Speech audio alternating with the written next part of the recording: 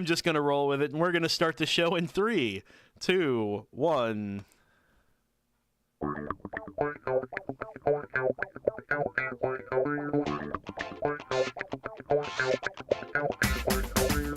Welcome to the Mandatory Social Interaction Show. I'm your host, Eric, along with the long gone Tim.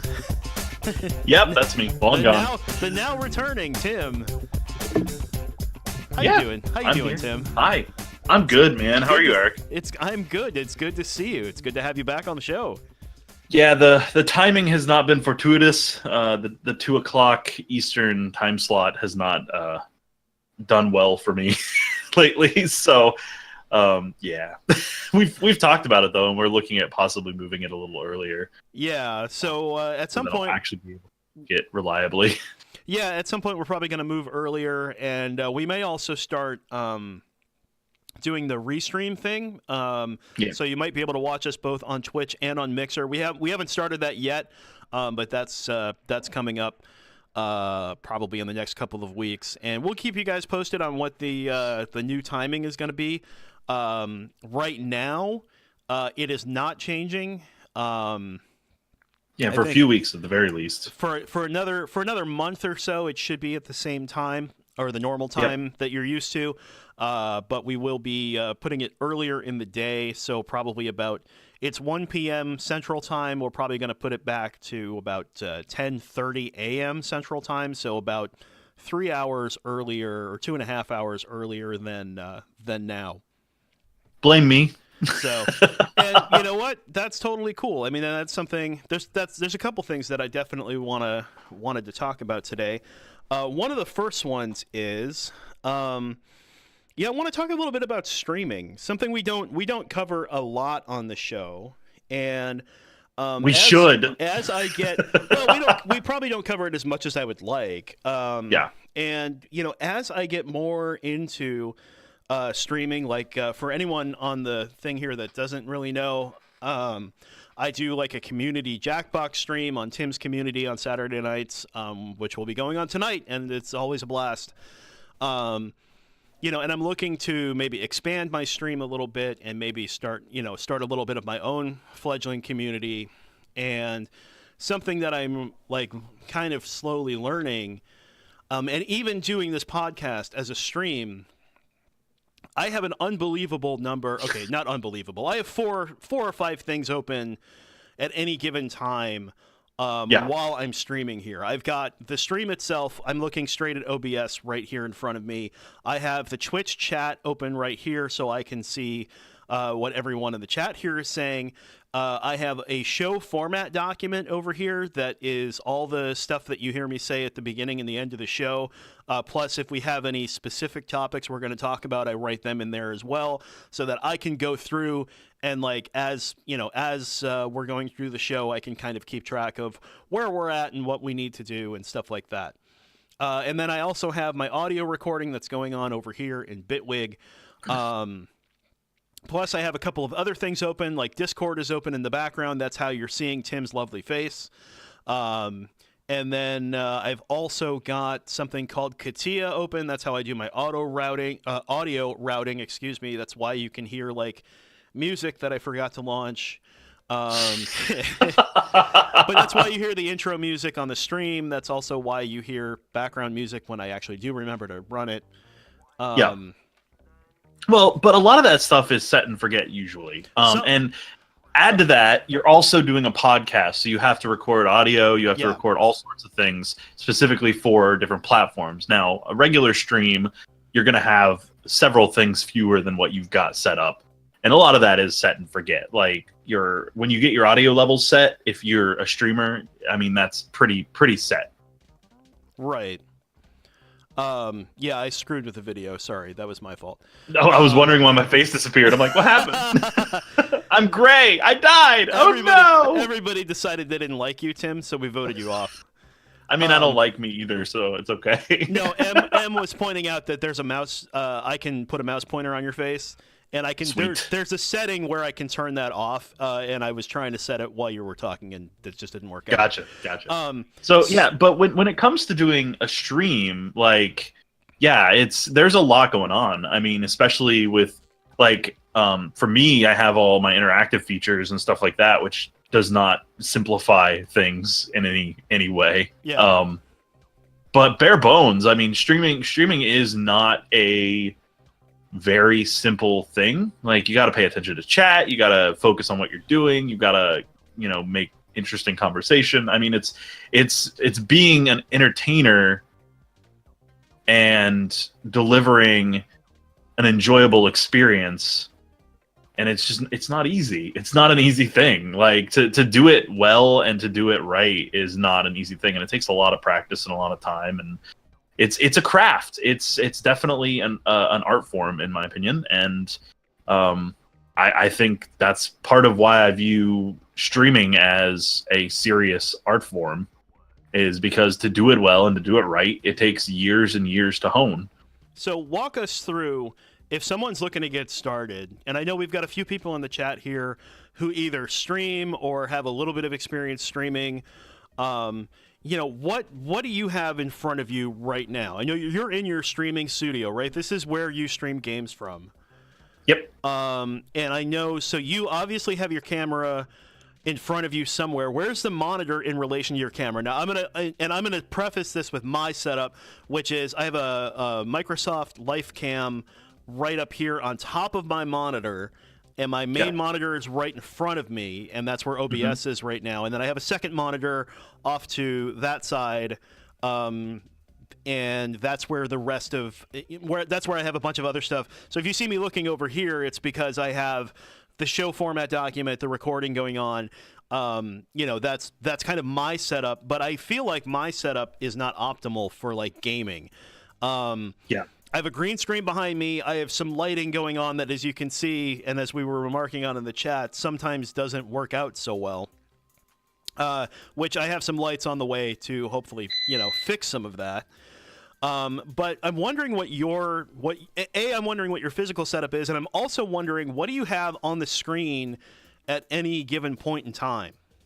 Yeah. Okay. So for me, you're gonna hear the beeps. I apologize, guys. Let me explain the beeps so people understand. So I have a UPS that's set up that Verizon, now owned by which is now Frontier here, set up. If you have a landline phone, they legally have to have a battery backup if the power goes out, that you can still make phone calls.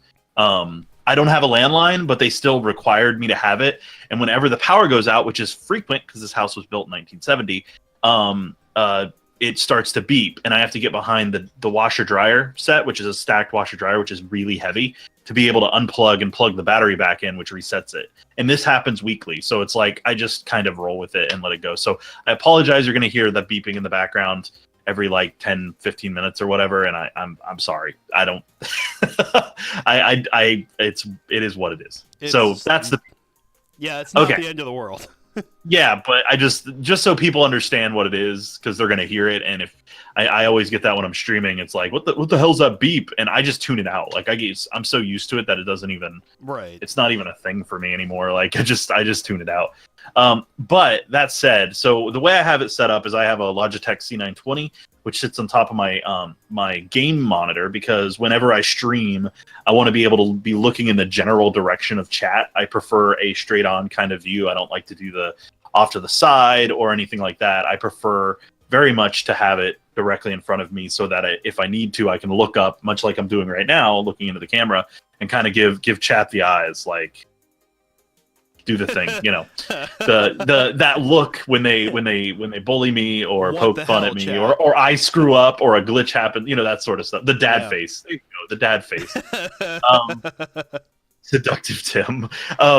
So that way I can look directly at the game and still engage with the game without having to worry about looking like I'm disinterested in what's going on, because people thrive off of eye contact, and from my perspective, I prefer to be able to look like I'm at least looking in your direction, so that you feel like I'm engaging with you as a person. It's a psychological thing, and there's a lot of psychology to doing a stream well, in my opinion. So, but that said, that's directly above my monitor, and off to the right here, I have my other computer, my streaming PC, has a monitor that's right there, and that it has my chat, it has my preview, my bot, all my stuff is there, so that I can keep an eye on it, and then I can look.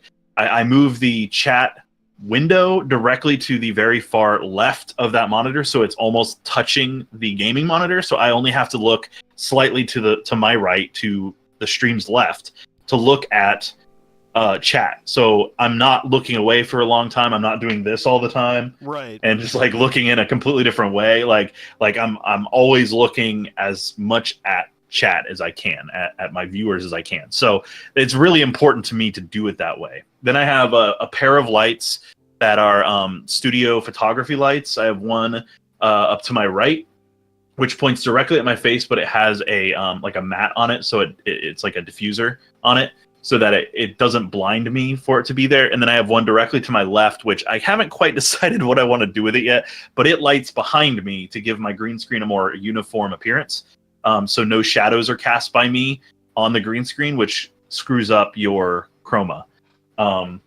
Then I have a couple of LED lights that I have that one is pointing at the ceiling, and the ceiling is white, so it diffuses pretty well. And one is pointing down at towards the bottom of my green screen, so that again, it prevents the chroma from freaking out. It keeps the lighting very even and nice. Cool. So yeah, so I have another studio light. I just don't have room in the studio right now to set it up, but I want to get it set up so that it's nice and I have more lighting. I want to get a ring light.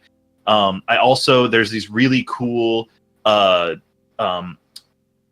monitor stands that like, it's like a single device that holds two monitors, and I want to put both monitors on it so that I can like adjust it, and then have stuff so I can put my like my audio mixer and stuff like that below it, because right now they're on a shelf on my desk and it's not ideal in my opinion. Like it's really hard for me to reach down there and adjust volumes and stuff.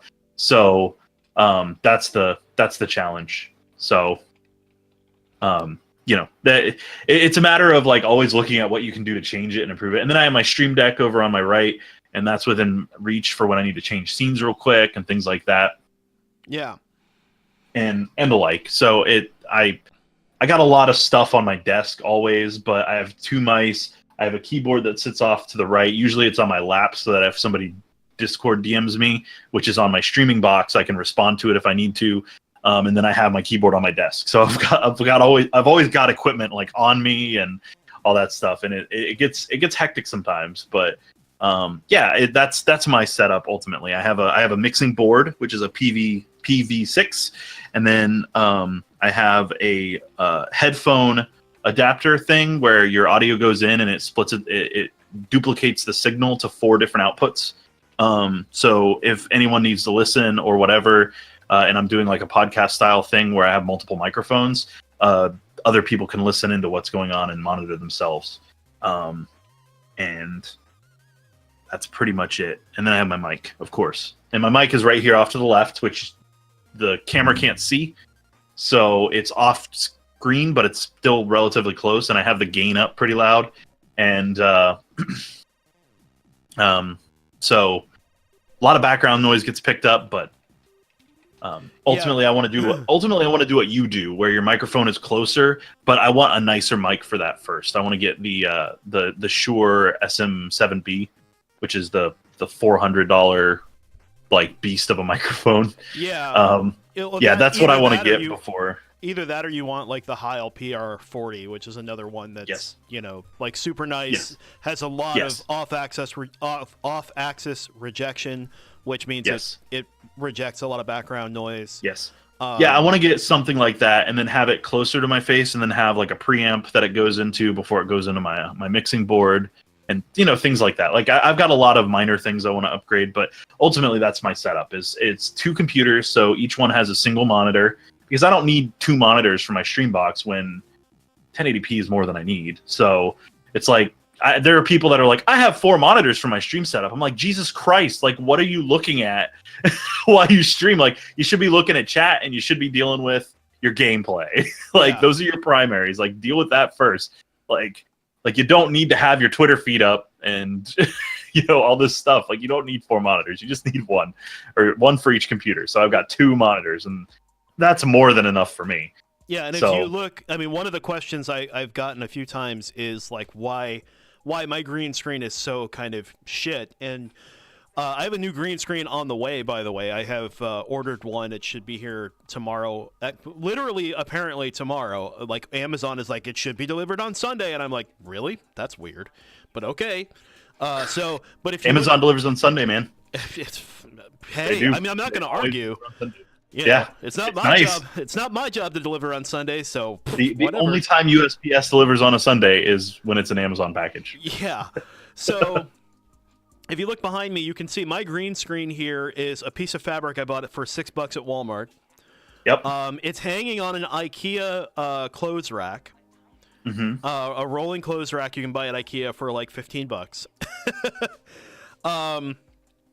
I have two $6 lights, like clamp lights from Walmart, that are blasting light kind of up towards the ceiling, and I have an LED light with an umbrella right above me here that's coming down this way and kind of helping to even out the green screen a little bit, but you can see my green screen is not even at all.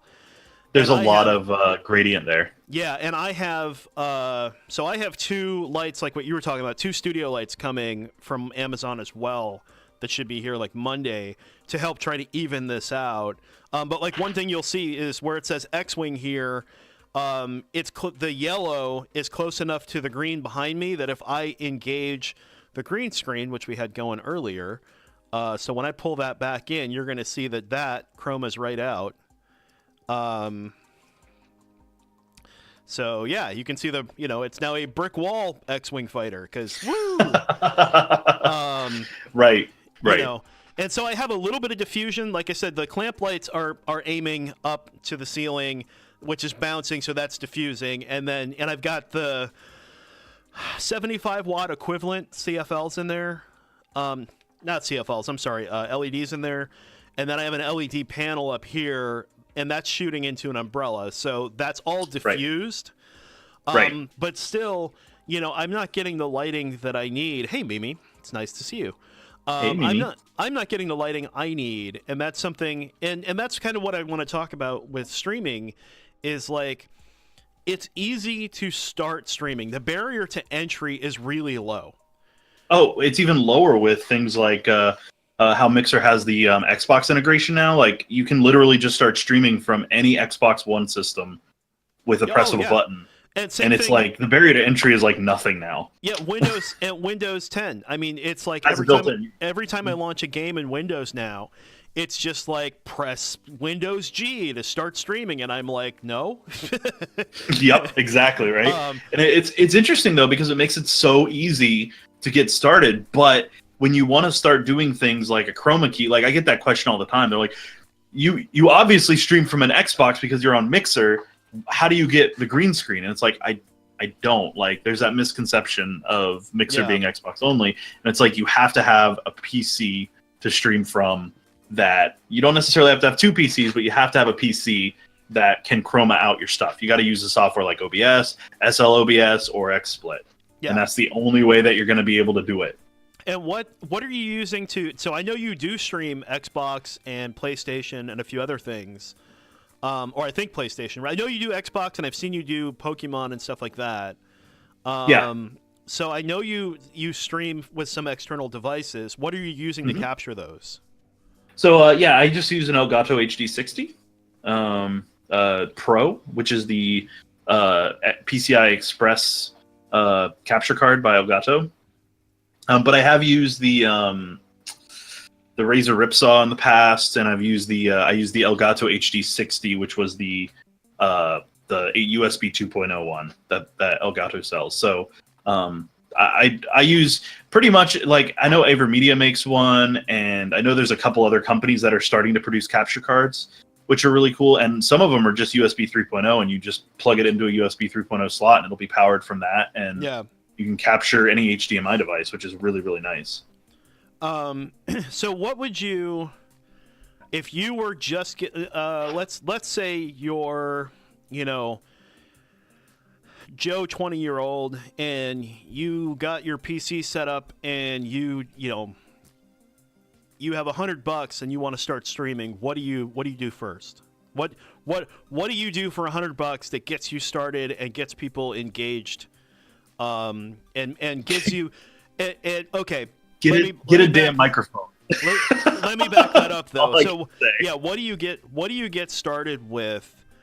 And not even about getting people engaged, but that gives you at least a minimum viable product. We'll go with that, right? Get a microphone. I mean, I don't care if it's a blue, whatever the snowball or whatever it is. Like, I don't even care who makes it. Just get a microphone, because using your headset mic, I have so many people that are like, I use my headset mic, and then I'm like, okay, and then I go watch it, and it sounds like they're just like the whole time, and it's like, yeah, I don't understand a word you're saying. You sound like you're screaming into your cell phone. Like, I just don't get it. And it's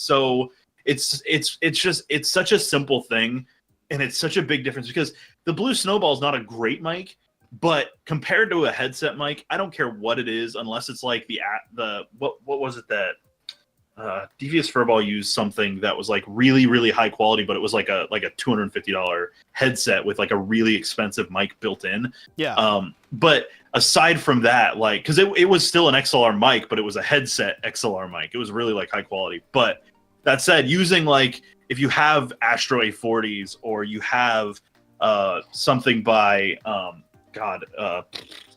who is this by? Steel Series or something like that.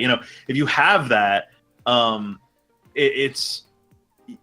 you're still limiting yourself, like, severely. Like, I get headaches when I listen to those headsets for too long. Yeah. And I can listen to somebody talk all day, but when it comes to listening to somebody who's using like a $60 headset and just shouting into it, it's not, no. Like, learn how levels work, learn how audio adjustments work, learn all that stuff, and then and get even a decent mic, and then worry about the other stuff. Because you don't have to have a green screen to be successful. You don't have to have any of that stuff to be successful. You don't even have to have a webcam to be successful. But if you want to put on a good show, like, your bare minimum, in my view, is just get any kind of a mic that's not your run-of-the-mill headset mic that you can go buy at Best Buy for $60 or $70. I will say this. I think if you're not using a webcam, and that's fine, I think what you ought to do is, when you build your scene in XSplit or OBS or whatever you're using, I think go outside, first of all. Go outside on a nice sunny day. Find some good lighting with a decent backdrop. I mean, just go to the park. Like, doesn't have to be, you don't have to do anything, super, like, amazing. But take a selfie and put it on the screen somewhere. Doesn't have to be huge. It doesn't have to take up half the screen, right? I mean, and even, like, people's, like, green screen gaming, face cam doesn't take up a lot of space. Put it on the screen somewhere. People like to see who's talking to them, even if it's not, and that's one of the reasons, like, when, like, if my webcam is not working, that's one of the reasons I put up a static image. If this isn't working, that's really hilarious. I'm leaving it like that for now. That's funny. That is really funny. Yeah, so apparently for those listening to the audio, you can see pretty much it's Eric's, like, eyes poking up from the bottom of the screen, and he looks like he's just, like, peeking in, like, hello. Apparently my static image got a little goofy. One of the big things is, even if you use something like FaceRig, where it's an avatar that reacts to your webcam, or something like that, like, just something to be a representation of something that people can look at. In my view, from what I've experienced, that leads to a lot more growth, because people want something to connect with. Yeah. Something that can represent the person they're listening to. Because if they're just listening to a disembodied voice, outside of podcasts, like a stream, you expect to be a very visual medium. Yeah, totally. So it's hard to relate to a person if you don't know what they look like. And I mean, it's that whole anonymity thing where when you start putting some kind of a visual out there that represents you, whether it is you or an avatar or something, it helps people connect. Now, it's different with, like, art streams, because you want the focus to be the art, things like that. Like, it varies, but in general, and I'm generalizing here from my experience, game streams, people want to see something that they can relate to. Well, and that's it. The thing is, I think, I could understand not being comfortable getting in front of a webcam every day. Maybe you don't feel like you look your best today, or maybe you just don't feel like, whatever. Maybe you like to stream in your underwear. Who knows, right?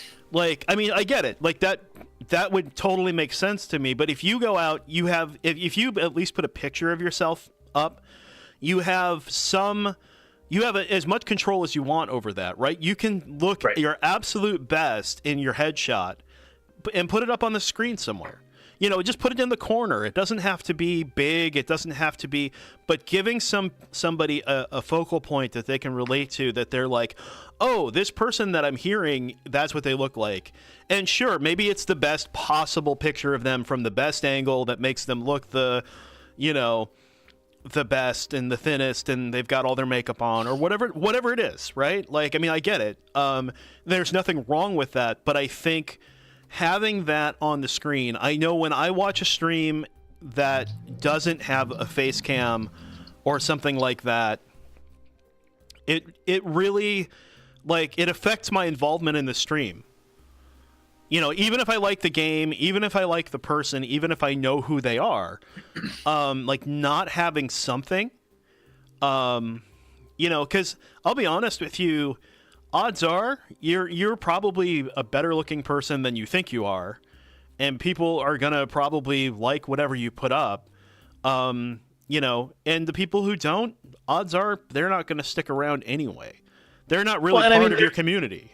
There's a lot of different strokes for different folks, because I know there are some people who don't like webcams, but in general, in my experience, those that use a webcam do much better than those who do not. Well, yeah, I was gonna say name a streamer in the top, pick a number, right? Top 100, top 200, whatever, that are getting the traffic and getting the people to watch. All of them have cams. All of those streamers, nice, Tim. I like it. Better than my answer. So, yeah, I mean, all of those people have cams because people want to see. Like, people know who PewDiePie is because they want to see, because they see him all the time. Right. And PewDiePie. Well, I mean, look at Ninja, the biggest streamer. He uses a webcam. Yeah, exactly. I mean, like, so. And I probably, PewDiePie may not be the best example, but you know what I mean? Like, I mean, people... That is a true statement, no matter what context it is in. Exactly. So, but you get the idea, right? People want something to relate to on the screen. Yes. So M brought up a pretty good point about making a layout to suit that sort of thing, and putting chat on streams and stuff like that. And I understand that completely. For my streams, I am always my game is full screen, and because I use a green screen explicitly because I can put myself on the stream without too much overhead. There's not a big square. There's not a whole I'm not taking up a ton of room, and I think I'm a very minimalist guy overall. Like, I have only a few elements on my stream. I have a rotating banner of all my partnerships because I like to show off the people that I work with, because I'm proud of those partnerships and I've worked really hard to earn them. Yeah. But that happens once. Sorry, my dogs decided to start barking right then. But so I every 10 minutes, I guess, 10 or 15 minutes, it rotates through for like 5 minutes. And so it doesn't take up a ton of space, and it rotates through the images. They zoom in and disappear. There's hold on just a second, okay? I've got a visitor. Hold on just a minute, okay? Yeah, go for it. Go ahead, because somebody just walked in the door, and I got to mute for a minute. No, go. My apologies. So, one of the things that I was, I'm also a little bit curious about is, how, and maybe this is something for the chat too. What does the chat feel about, like, overlays and those kinds of things, because one of the things I definitely see on one of the things I definitely see on a lot of streams is like everybody has some kind of overlay when somebody follows, somebody subs, somebody does whatever whatever the thing is that we're encouraging. We put their name up on screen, and bright lights and some audio cues and whatever else. And sorry about that. No, don't even worry about it. So like, I like the way you do your overlays, Tim, because I feel like they're fairly minimal. And that's my goal. Is I have my stream boss thing, and then what my sub goal is for the stream, and I try not to go too crazy with overlays. Like, I'll sometimes have a dono box that shows donations, and then I have all my other overlays automatically hide. So alerts, whenever somebody does the Gashapon game on my stream, things like that, it all vanishes at some point. Yeah. Well, and then like when you do subs and followers and stuff, I don't feel like they're too terribly obnoxious. Yeah. So how does someone get started doing overlays? And maybe are there some, and maybe this is in general for streaming, but we'll talk about overlays first. What are like the do's and don'ts? What are, what's a good way to get started? That kind of thing. Because, like, for instance, for me, I have no idea where to start with. And I don't mean overlays like the overlay you see with the podcast here, where it's got Eric, Tim, and Ben, and it's, I'm not talking about that kind of overlay. I'm talking about the animated overlay when someone clicks the follow button, or when, okay, so someone your alerts. Subs. I guess alerts then. Sure. So for alerts, whenever you're looking to do good alerts, like, for me, it's I consider my alerts a little different. Mainly because of the nature of it, except for like my follows. And my follows are meant to be quick, non-intrusive. Whenever I got started streaming, they were a lot longer because quite honestly, I didn't generate a lot of follows. And sometimes you don't get more than 1-2 follows a stream. It happens. So it's one of those deals where you got to make it fit your style, as well as long as you want it to be. So if you get 1 or 2 follows a stream, it may be justifiable to have a 3 to 5 second alert. Yeah. If you get 200 follows or 1,000 follows a stream, you want something that's like 2 seconds a second, very quiet and non-intrusive. Yeah. So some bigger streamers don't even have an alert for follows, depending on their size. So it depends on what your situation is in that regard. And kind of how you want to set it up. For things like subs, donos, all that stuff is a lot bigger of a deal to me. So it's kind of a celebration on screen to get people hyped up a little bit, and kind of take things away from the ordinary. So my alerts are full screen alerts, but they have transparency layers. So you'll see multiples of me doing something to interact with whatever song I've picked for that alert, and it's a way of not completely destroying the flow of the stream, because you can kind of still see the gameplay, but also it's a, oh my god, something big just happened, what is going on type thing. And that's the idea, is it's a celebration of what happened. And I want people to feel like, because like hitting a follow button should be appreciated, but it's easy. Subbing is a huge deal. That's a monetary support. Donations is a huge deal. It's a monetary support. So when that happens, it's like, yes, everyone should be celebrating that in a huge way. Yeah, absolutely. And I think, MIntrovrt was talking about not having alerts until recently, because they don't get, necessarily get a lot of followers every stream or whatever. And I would argue, though, that you should, if you're going to stream on any kind of regular basis, and something that I'm considering doing, I'm sorry, M. Too many M's in the chat. It's not MIntrovrt, it's Melanade M. I'm so sorry. I've got MIntrovrt on the brain because MIntrovrt did our lovely overlay. So M, anyway, I would argue that you really do want to have alerts, because the alert is, there's two things that are the reward for doing the thing. So the streamer is saying, hey, if you like me, give me a follow. If you really like me, give me a sub. If you really, really like me, go to my Patreon or Coffee or whatever the thing is. Right. You know, and the reward, the instant reward, the instant gratification that somebody gets for hitting that follow button is the alert comes up, it makes a noise, you know, it makes some kind of like, you know, indication, hey, Zaxxas EMK just followed me. And so that's the first thing, and then the second thing is the streamer follows it up with, hey, Zaxxas EMK, thanks for the follow, really appreciate it, good to have you here, right?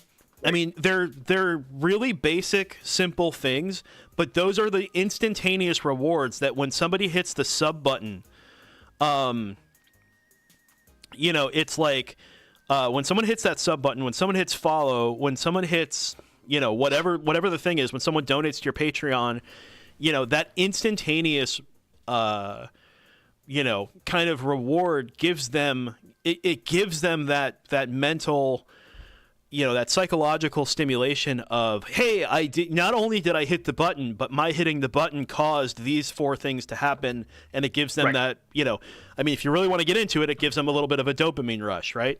Well, it gives everyone one. That's the whole idea, is that like the whole chat is supposed to see this and be like, something big just happened. Let's celebrate it. And so you have to really like come to the conclusion of how you want to expound those kind of excitement levels. Like follows are exciting, but they happen fairly frequently. Right. Subs, cheers, tips, however you want to look at it, happen much more rarely. You want to celebrate those in whatever way possible.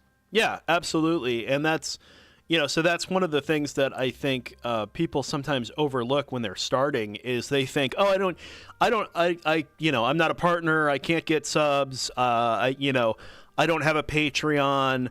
But you should still, I think, my opinion, you should still have alerts for follows and for anything else that you can reward your chat and your community for doing things that you're encouraging them to do. Absolutely.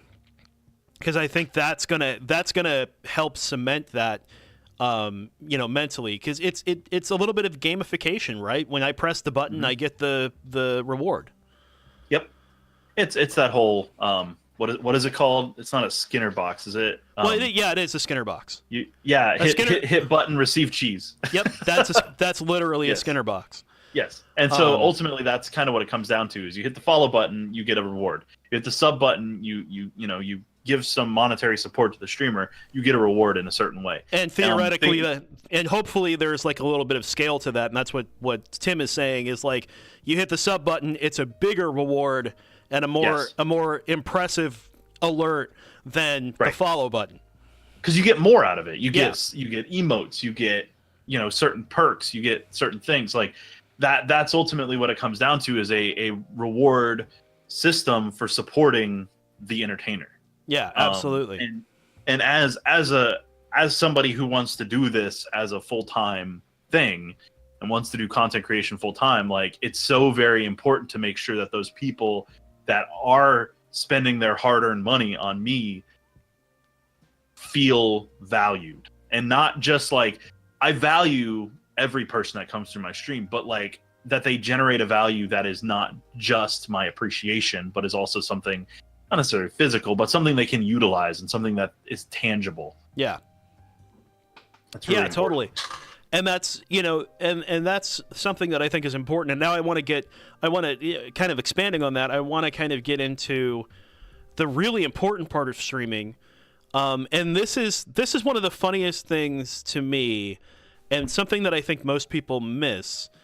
So I'm gonna preface this a little bit and say everyone comes into a stream that you're doing, and you're playing, I don't know, No Man's Sky, and someone comes in and says, "Do you play Fortnite?" And you're like, "No, I don't play Fortnite." And do you play PUBG? No, I'm not really into battle royale games. And it's funny, and it's funny to me, and where I'm going with this is maybe not where you think I'm going with this. The proliferation of PUBG, Fortnite, name your popular game right now streamers is not that people like Fortnite or PUBG. It's people stick with particular streamers because of the streamer, not because of the game. And yes and no. There's a certain number of younger audience members that are just looking for Fortnite streams, right? Yes. But by and large, people who are subbing, people who are following, people who are actually spending money are spending money because they think you're a cool dude and they want to hang out with you and watch what you're playing and what you're doing, not because the game you're playing is Fortnite. That's at least my theory on it anyway. Well, from my experience, like the Fortnite crowd generally wants to see gameplay. They're not as interested in the personality of the person behind it. They're more interested in seeing good gameplay, seeing something epic, that sort of thing. And that's why when anybody comes in and asks me if I'm playing Fortnite, I kind of sort of take it as a compliment, because what they're doing is they're saying, I like what you do, but I if you played Fortnite, like, I would definitely stick around.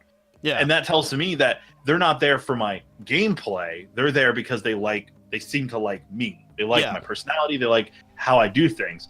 And so when they say that, I try not to roll my eyes and be like, God, another person asking me that. No, to me, it's a compliment that says, if you played Fortnite, you'd probably clean up because you have a good attitude about it. You the way you handle things, the way you make content is good and it's enjoyable. And you playing my favorite game plus you and your content would be a magical thing.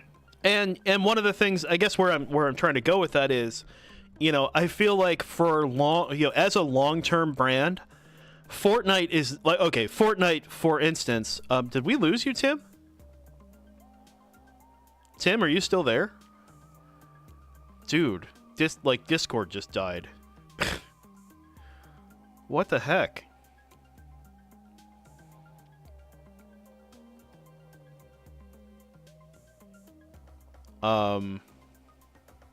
Hello, Discord? Well, that's not good. Hold on a second, guys. We might need to get Tim back on here. This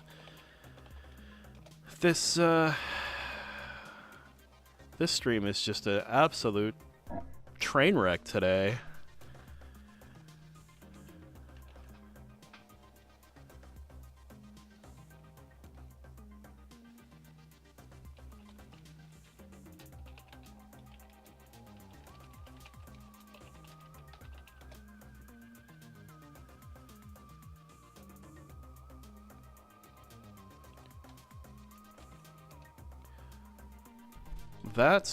This is not good.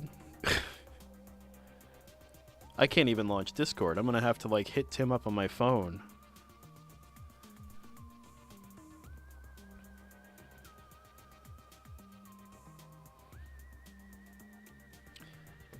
Yeah, that works too.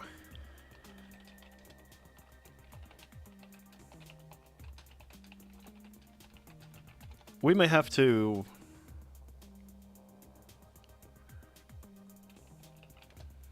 Yeah, Discord died and just I cannot... Yeah, we may have to just end it now.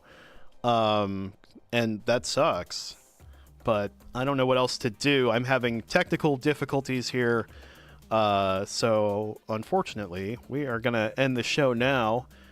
And, technical Timmiculties. So, we're going to go ahead and end the show. Tim, thanks a ton for all your streaming advice. That was amazing. Where can we find Tim online? Well, that is at InsertCoinTim on Twitter, mixer.com/InsertCoinTheater, and go ahead and join Tim's Discord at discord.gg/ICT. You can find me online at ZaxxisEMK on Twitter, twitch.tv/ZaxxisEMK, and YouTube/EricKleinCreate.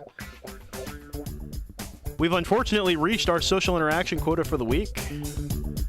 The show is available on Stitcher, Google Play, iTunes, and wherever fine podcasts are sold. Our website is mandatorysocial.com. Our streaming overlay was created by Maris, MIntrovrt, Alicke.